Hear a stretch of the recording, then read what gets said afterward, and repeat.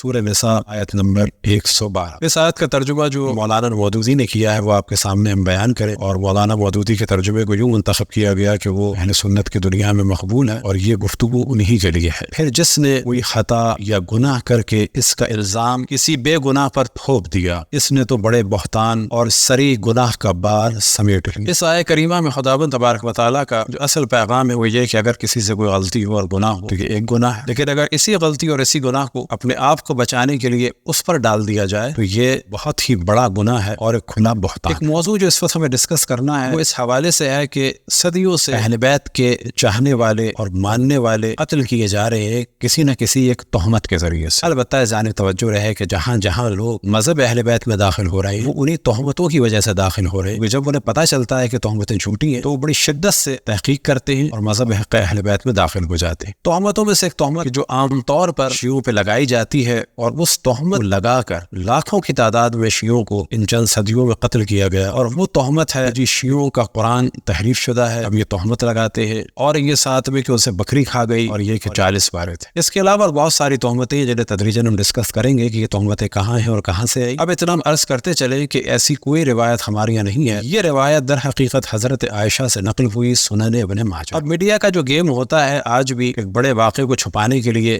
کوئی دوسرا واقعہ کر دیتے، یا یہ کہ کسی اور کی جانب اس واقعے کو منسوب کرتے۔ کسی میڈیا کے کمال کے گیم کو کھیلا بعض اسلامی علماء نے اپنی اس روایت کو چھپانے کے لیے اتنا شور مچایا کہ اس کو شیعوں سے منسوب کر کے دو فائدے اٹھائے۔ ایک فائدہ یہ کہ ان کو مروایا، اور دوسرا فائدہ یہ اٹھایا اپنے گمان میں کہ اپنے آپ کو محفوظ کر لیا کہ ہمارے جوانوں کی نگاہیں ہماری کتابوں میں نہ پڑ جائیں۔ اور اسی کو کہا جا سکتا ہے محاورتاً چور نے مچایا شور، چور چور چور۔ اتنا شور مچاؤ کہ لوگوں کی توجہ یہ ہو کہ کہاں ہے چور۔ جو کچھ پاکستان میں اور دنیا بھر میں ہو رہا ہے کہ اس قسم کے مواد کو پھیلایا جا رہا ہے شیعوں سے بغض کے لیے۔ پہلے ہم بیان کریں کہ جتنے مسلمان ہیں وہ ہمارے لیے قابل احترام ہیں، جتنے فرقے وہ سب مسلمان ہیں، ان کی جان مال عزت آبرو سب کا احترام ہے۔ اور دوسری جانب ہمارے علماء اور مراجع الزام کا واضح حکم ہے کہ کسی کے مقدسات کی توہین نہ کریں، لیکن اس جانب توجہ رہے کہ توہین نہ کرنا الگ چیز ہے، ان کو مقدس ماننا الگ چیز۔ ہم کسی کے مقدسات کی توہین نہیں کرتے لیکن ان کو مان نہیں سکتے۔ مثال کے طور پر یہ ہمارے علماء کا فتویٰ اب سے نہیں بہت پہلے سے ہے کہ انڈیا میں اگر گائے ذبح کرنے سے مسلمانوں کو خطرہ ہے اور گائے کا ذبح کرنا یا اس کی توہین مسلمانوں کی جان جانے کا سبب بنتی ہے تو یہ کام نہ کرو۔ بس انڈیا میں ہم گائے ذبح نہیں کریں گے کیونکہ وہاں وہ ہندوؤں کی دل آزاری کا سبب ہے اور توہین کا سبب ہے، لیکن اس کے معنی یہ نہیں ہے کہ اگر وہ ہمیں پیشاب پلائیں گائے کا تو ہم پیشاب پی لیں اور کہیں کہ جی یہ ہماری ماں ہے۔ ہم کسی کو ماں نہیں مانیں گے، ہم زیادہ سے زیادہ خاموش رہ سکتے ہیں، لیکن اگر اس کو ہم پر مسلط کریں گے تو واضح بتائیں گے کون کیا ہے۔ شیعہ ہمیشہ جب بھی ڈسکس کرتے ہیں تاریخ کو تو وہ دیگر مذاہب اسلامی کی کتابوں سے ڈسکس کرتے ہیں، اور گیم یہ کیا گیا کہ ان کی مخالفت کے لیے کبھی یہ نہیں کہا گیا کہ انہوں نے ہمارے یہاں سے نقل کیا، شور یہ مچایا گیا کہ یہ توہین کر رہے ہیں انہیں قتل کرو، اور اس کے بعد اس پیراگراف کو دکھا دیا گیا۔ یہ سب کچھ اس وقت کیا جا رہا ہے پاکستان میں بڑے شور سے توہین صحابہ اور توہین امہات المومنین کے نام سے، اور اس وقت ایک جوان کو پھانسی کی سزا دی ہے جس کا نام ہے تحمور رضا۔ اس نے کیا کہا کیا نہیں کہا، لیکن اتنا ہم کہہ سکتے ہیں اس نے جو بھی کچھ کہا ہوگا اس کی اصل اور اساس صحیح ستہ میں اور باقی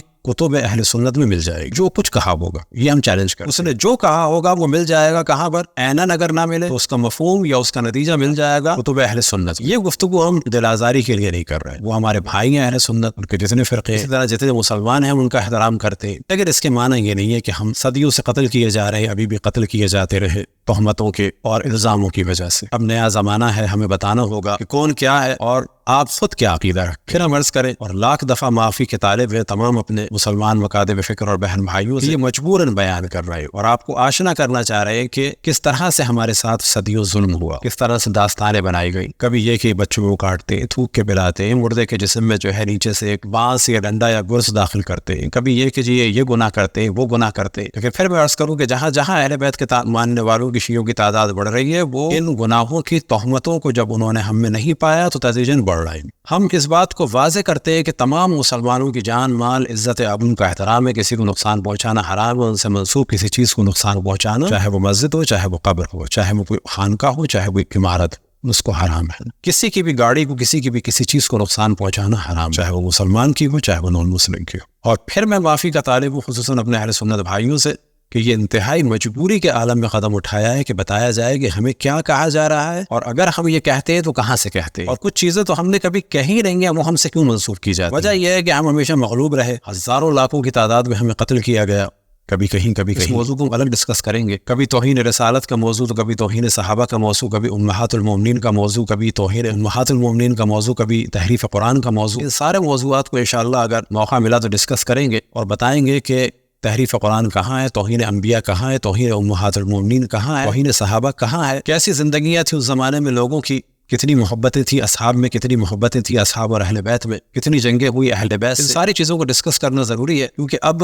خاموشی بنتی جا رہی ہے بزدلی، لیکن ہاں ہم احترام کے دائرے میں کریں گے، اور جو کچھ کریں گے وہ دیگر مذاہب اسلامی کی اہم ترین کتابوں سے کریں گے، اور یہ بھی بتا دیں کہ ہمیں کوئی جواب نہیں چاہیے، کوئی ہم بعد میں مناظرہ نہیں کرنا چاہتے اس موضوع سے ریلیٹڈ کے جو ہم کریں گے، نہ ہم کسی کو کافر کہہ رہے ہیں، نہ کسی کو دین سے خارج کہہ رہے ہیں، ہم صرف یہ بتا رہے ہیں کہ یہ آپ کے موجود۔ ہم یہ بھی ڈسکس کرنا نہیں چاہتے کہ وہ حدیث صحیح ہیں یا غلط ہے، لیکن زیادہ کوئی ہوگی بات تو اس کو بھی ڈسکس کر لیں گے، لیکن فی الحال یہ بتانا چاہ رہے ہیں کہ یہ آپ چھاپتے ہیں انگلش میں، اردو میں، دنیا بھر کی زبانوں میں، آپ ان کتابوں کو صحیح ترین کتاب کہتے ہیں، آپ کی وجہ سے یہ دنیا میں جاتی ہے، آپ کی وجہ سے دنیا میں اسلام بدنام ہو رہا ہے۔ آپ یہ سمجھتے ہیں کہ عربی صرف آپ جانتے ہیں، یہ عرب دنیا کے جو عیسائی ہیں، خصوصاً مصر کے عیسائی، قبطی عیسائی عربی نہیں جانتے، ان کے ٹی وی چینلز پہ جائیں، رسول اللہ صلی اللہ علیہ وآلہ وسلم کی جو توہین ہے وہ صحیح ستہ سے وہ ثابت کرتے ہیں، وہ اس سے ڈسکس کرتے ہیں، آپ کے حوالے دکھاتے ہیں کہ جو اس میں لکھا ہے وہ قرآن کے بعد ہے اور صحیح ہے۔ مثال کے طور پہ صحیح ستہ میں سے اہم ترین کتاب بخاری میں خودکشی کرنے کی نسبت دی گئی ہے اشرف الانبیاء کو، انہوں نے کئی دفعہ کوشش کی، معاذ اللہ معاذ اللہ معاذ اللہ، یہ بخاری کا عقیدہ۔ اب اگر کوئی اس کو کہے عیسائی تو آپ اسے قتل کریں گے، آپ نہیں سوچیں گے اس نے کہاں سے کہا۔ تو جو کچھ پاکستان میں عیسائیوں کے ساتھ ہو رہا ہے، سنیوں کے ساتھ ہو رہا ہے، کہ کبھی کسی کو قتل کیا جائے، مشعل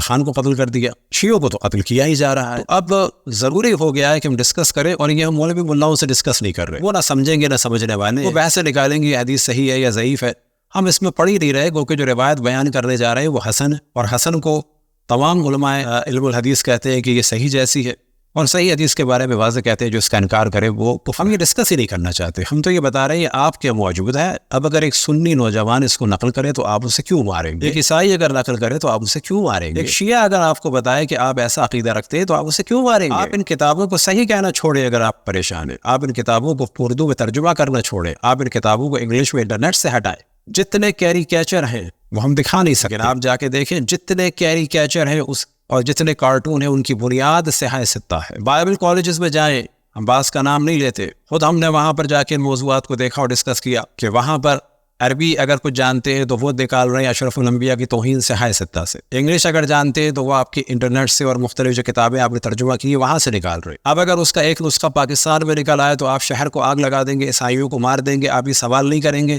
کہ ان کو یہ کھلونا کس نے دیا، انہیں یہ روایت کس نے دی؟ تو یہ پرانے زمانے کی بات ہے، بڑا کر لیا، مار لیا، پیٹ لیا، جلا لیا، کافر قرار دے دیا، مرتد قرار دے دیا۔ اب جو روایت آپ کے سامنے ہم پیش کر رہے ہیں یہ صحیح ستہ میں سے ایک اہم ترین کتاب ہے سنن ماجہ۔ اس کتاب کے مختلف جو ایڈیشنز ہیں، ترجمے ہیں، وہ آپ کے سامنے بیان کریں گے، اور پھر ہم بیان کریں کہ تمام سنی فرقے، چاہے دیوبندی ہو، بریلوی ہو، اہل حدیث، وہاں جو دشمن اہل بیت ہے اس کے ساتھ کوئی معاملہ نہیں، اور اشرف الانبیاء حضرت محمد مصطفیٰ صلی اللہ علیہ وآلہ وسلم فرما چکے ہیں یا لا يحبک الا مؤمن ولا یبغضک الا منافق، کہ اہل تم سے کوئی محبت نہیں کر سکتا سوائے مومن کے، اور کوئی بغض نہیں رکھ سکتا سوائے منافق۔ جو بھی دشمن مولا علی ہے، اہل بیت کا دشمن ہے، تو سیدھی سیدھی بات ہے ہم اسے بالکل منافق سمجھتے ہیں، کوئی کمپرومائز نہیں ہے، یہ حکم رسول اللہ صلی اللہ علیہ وآلہ وسلم۔ یہ حدیث اور اس کو پڑھنے سے پہلے پھر میں معذرت کا طالب ہوں تمام مسلمان فرقوں سے، اور یہ میری گفتگو مولوی ملاؤں سے، دینی مدرسے کے طالب علموں سے نہیں ہے، ان کے ذہن بند ہو چکے، ان کی برین واشنگ ہو چکی ہے، وہ صرف قتل کرنا جانتے ہیں۔ یہ میری گفتگو ہو رہی ہے ایکٹیوسٹ، یہ میری گفتگو ہے پڑھے لکھے نوجوان لڑکی اور لڑکوں سے، یہ میری گفتگو ہے اینکر پرسنز، یہ میری گفتگو ہے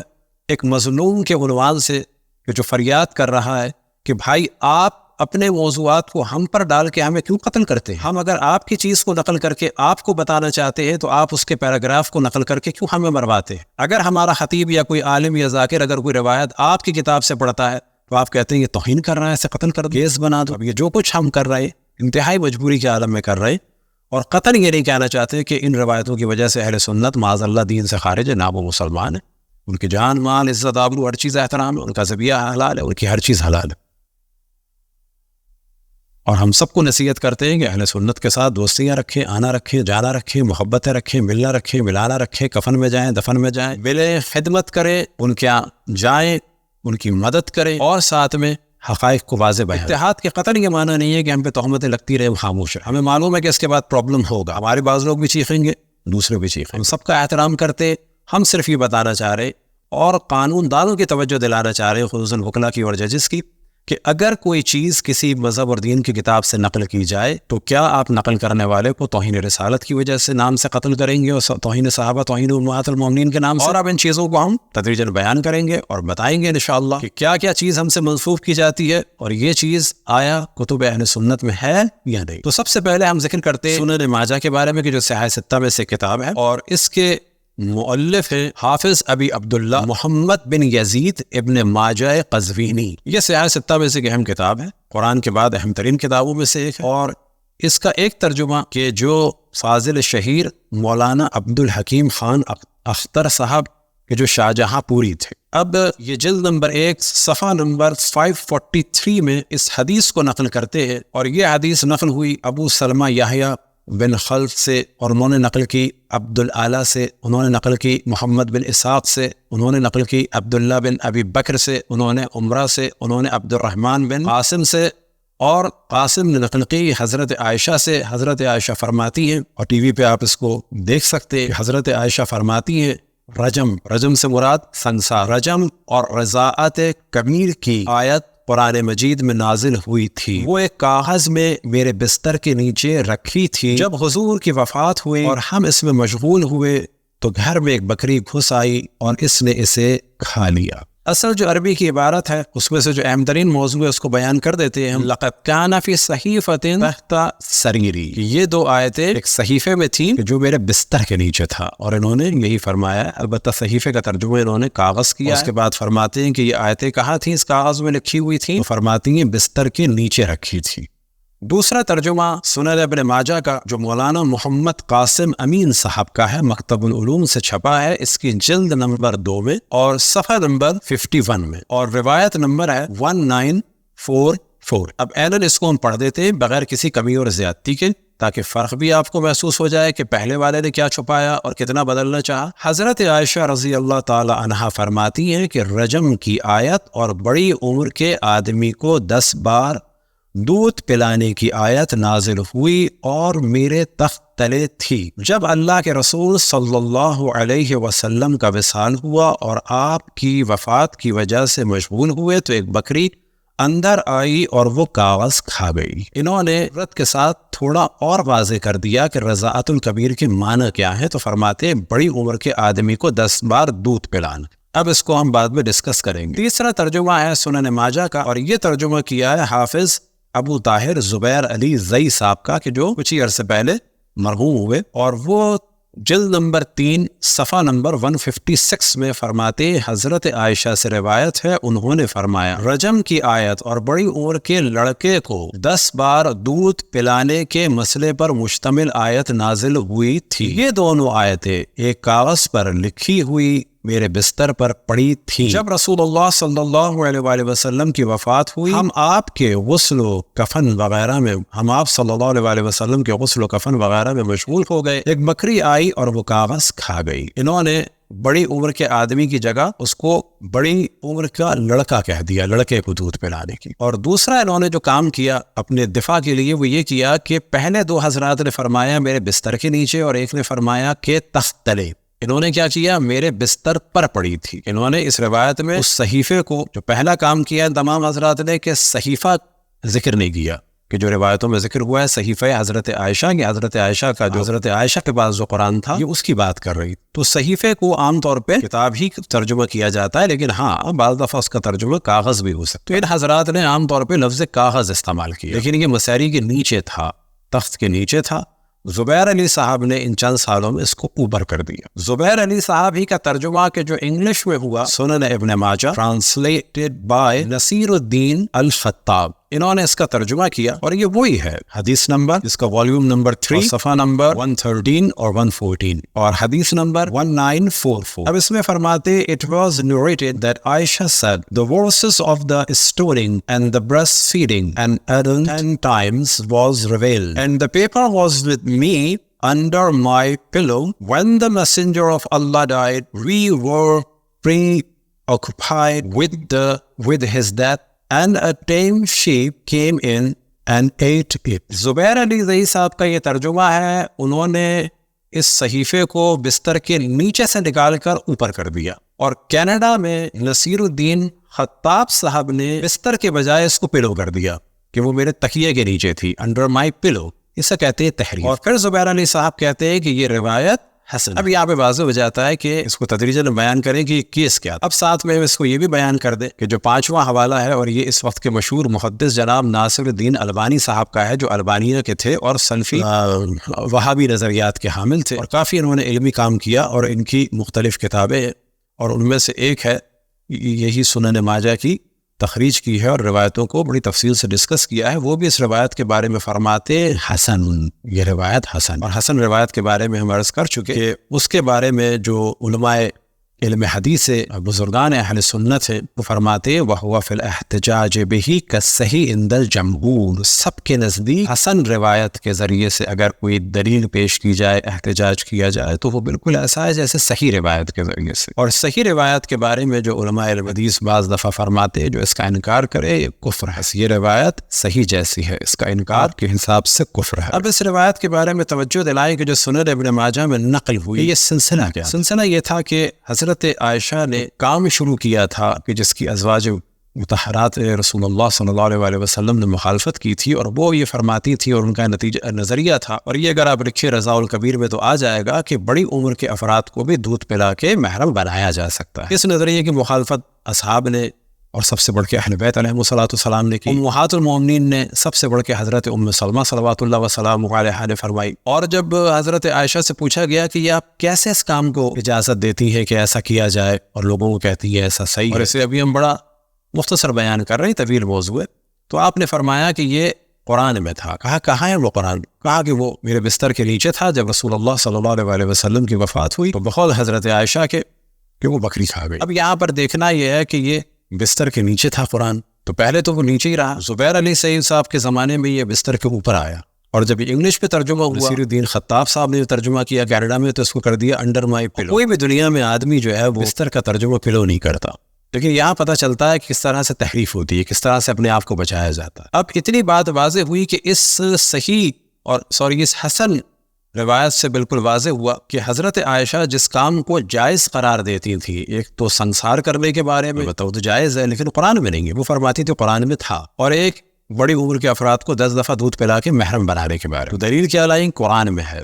اس کا مطلب یہ آیت منسوخ نہیں ہوئی, لیکن اب قرآن میں نہیں. اب یہ کہنا کہ یہ منصوب الکتابت ہو گئی جو بعض دفعہ کہا جاتا ہے, ایسا نہیں ہے. منصوب الکتابت جو ہے وہ بکری نہیں کرے, وہ فرماتی ہے بکری کھا گئی, اس کا حکم موجود. اب ہماری گزارش ہے, کوئی ہم کسی کو تنگ کرنا ہے, چھیڑنا نہیں چاہتے. جب انسان یہاں تک ڈوب جائے تو کیا کرے؟ جب ہمیں صدیوں سے قتل کیا جا رہا ہے, تو اب آپ بتائیں ہمارے اہل سنت بھائی بہن پڑھے لکھے افراد کہ اس کو اگر ہم ڈسکس کر رہے ہیں تو کیا توہین ہے؟ کہ آپ ہمارا ساتھ نہیں دیں گے ایکٹیوسٹ, یا ٹی وی اینکر ہمارا ساتھ نہیں دیں گے, یا پڑھے لکھے نوجوان لڑکے ہمارا ساتھ نہیں دیں گے؟ یہ حوالے ہم نے دیے, انٹرنیٹ پہ موجود ہیں. اسے جب ہم فیس بک میں اس کی پوری فولڈر بنا کے جو ہے رکھیں گے تاکہ آپ اسے دیکھ سکیں. 4 5 حوالے ہم نے دیے ہی اسی لیے کل کو پھر ایک نیا فتنہ نہ ہو جائے کہ یہ توہین کر, یہ اس کے قائل ہیں, یہ اس کے قائل. اب آپ تصور کریں کہ سالوں ہمیں قتل کیا گیا ایک ایسی روایت کی آڑ میں کہ جو ہمارے یہاں نہیں تھی, اپنے تھی, اس کو چھپانے کے لیے ہمیں اس طرح سے جو ہے قتل کیا گیا. بعض اور موضوعات ہیں جو مجبوراً بیان کرنے ہیں ہمیں اعلان کے ساتھ کہ تمام مسلمان فرقے مسلمان, ان کا احترام ضروری ہے, ان کے ساتھ محبت کے ساتھ پیش آیا جائے. حتیٰ ہم اس بات کو کہتے ہیں کہ اگر کوئی ایسی تنظیم کہ جس طرح سے صحابہ اور لشکر جھنگوی وغیرہ, ان میں سے اگر کوئی ہم میں سے 1000 آدمی بھی قتل کر دے, یاد رکھیں کہ ہم لوگ رسول اللہ صلی اللہ علیہ وسلم کے ماننے والے, مولا امیر المؤمنین کے اور اہل بیت کے ماننے والے. یہ نصیحت ہے ہماری تمام مومنین سے کہ اس کے گھر والوں سے کوئی انتقام نہ لے. اس کی بہن کی عزت ہماری بہن کی عزت کی طرح ہے, اس کی ماں کی عزت ہماری ماں کی عزت کی طرح. ہم ان میں سے نہیں ہیں کہ جو ایک کا انتقام دوسرے سے لیں, ہم ان میں سے نہیں ہیں کہ اپنا عیب دوسرے پہ ڈالیں. لیکن ہاں, اب وقت آ چکا ہے کہ محبت کے ساتھ دیگر مذاہب کو آشنا کیا جائے کہ ہم پر کیا ظلم ہوا, کیسی داستانیں بنائی گئی, کیا ہماری کتابوں میں ہے, کیا دوسری کتابوں میں ہے. اور یہ ہم بالکل واضح کہہ رہے ہیں, نہ ہم مناظرے کے موڈ میں ہیں, نہ ہم اس کا جواب دیں گے, نہ جواب سنیں گے, نہ ہم کسی کو کافر کہہ رہے ہیں, سب مسلمان ہیں. ہم صرف یہ بتا رہے ہیں کہ یہ آپ کی موجود. حتیٰ اگر کوئی نیا اسکالر آ کے اس کو ضعیف بھی کہہ دے تو آپ نے ضعیف کہہ دیا لیکن ہے آپ کے. اور ہمارا سوال صرف اتنا ہے عدلیہ سے، وکیلوں سے، ججز سے، وزراء سے، قانون سار اسمبلی سے، اگر یہ چیزیں آپ کے موجود ہیں، اگر اسے کوئی قتل لکھ دے کہیں پر تو کیا آپ اسے قتل کریں گے؟ اس پہ سوچیں اور یاد رکھیں کہ آج آپ قتل کر سکتے ہیں، لیکن اب یہ ساری چیزیں پبلک میں آ چکی ہیں. آپ قتل کر سکتے ہیں لیکن اس کے بعد یاد رکھیں کہ خود آپ کے نوجوان مذہب پہ باقی نہیں رہیں گے. وہ کبھی نہ کبھی حق کی آواز اٹھائیں گے اور کہیں گے کہ یہ سب کچھ تھا ہمارے یہاں اور تم اتنا شور کرتے رہے. اور پھر ہم آگاہ کریں گے یورپ امریکہ میں کرسچنز اور جو آپ کے انگلش کے ورژنز ہیں ان کو دیکھا جا رہا ہے، کام ہو رہا ہے. اور اتنی بات ہم واضح کہیں کہ ممکن ہے کسی کو ناگوار گزرے، اور لاکھ بار اس بات کا ہم اقرار کرتے ہیں کہ توہین رسالت قانون صحیح ہے، رہنا چاہیے، لیکن اس کو مس یوز نہیں کرنا چاہیے. اور دوسری چیز یہ کہ یہ یاد رکھیں، کوئی کیریکیچر بنانے والا، کوئی کارٹونسٹ اتنی توہین نہیں کرتا جتنی توہین اشرف الانبیاء کی صلی اللہ علیہ وآلہ وسلم کی صحائح ستہ میں. بائبل میں اور انبیاء کی توہین ہے، قطعاً ہے، لیکن آپ کو تعجب ہوگا وہ ساری توہینیں جو بائبل میں انبیاء کی ہیں 90% جو ہے وہ صحائح ستہ میں انبیاء کے بارے میں جو توہین تھی. بائبل کا دفاع نہیں کر رہے، لیکن بائبل میں رسول اللہ کی توہین نہیں. توہین رسالت کی اگر کوئی اہم ترین کتابیں ہیں تو وہ صحائح ستہ ہے. دیکھیں، پڑھیں اور سوچیں کہ ان کو چھاپنا ہے یا نہیں چھاپنا ہے، ان کے ساتھ صحیح لگانا ہے یا نہیں لگانا، یا یہ کہ اقرار کریں کہ یہ چیزیں تھیں کچھ غلط ہے اور ہم سارے مسلمانوں کا احترام کرتے، یہ سب اعلان کرنا ہوگا علماء کو، ہم بھی اس کا اعلان کرتے، جیے اور جینے دو کی پالیسی پہ چلے. لکم دینکم ولی دین. تمام دیگر ادیان و مذاہب کا ہندو و عیسائی وہ احترام کریں، ڈسکشن کریں.